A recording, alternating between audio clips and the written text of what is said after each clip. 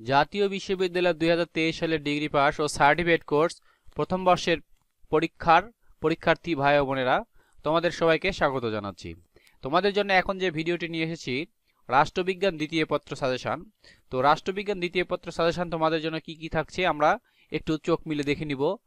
তো তার আগে তোমাদের বলে রাখি, তোমরা যদি আমার চ্যানেলে নতুন হও তাহলে তোমরা অবশ্যই আমার চ্যানেলটি সাবস্ক্রাইব করে আমার পাশেই থাকবে। তো চলো দেখে নিই রাষ্ট্রবিজ্ঞান দ্বিতীয় পত্র সাজেশনে কি কি থাকছে। সুপ্রিয় শিক্ষার্থী বন্ধুরা, রাষ্ট্রবিজ্ঞান দ্বিতীয় পত্র সাজেশন তোমাদের তিনটি বিভাগ থাকছে: ক বিভাগ, খ বিভাগ এবং গ বিভাগ। খুব সংক্ষিপ্ত আকারে সাজেশনটি তৈরি করা হয়েছে। প্রথম 1 নম্বর প্রশ্নে ধরা আছে ভোটাধিকার নাগরিকদের কোন ধরনের অধিকার? উত্তর রাজনৈতিক অধিকার। 2, ম্যাগনা কার্টা মহাসনদ কত সালে স্বাক্ষরিত হয়? ম্যাগনা কার্টা 1215 সালে স্বাক্ষরিত হয়।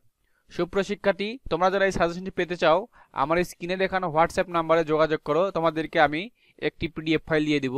আশা করি এই সাজেশন তোমরা ফলো করলে শতভাগ কমন পেয়ে যাবে।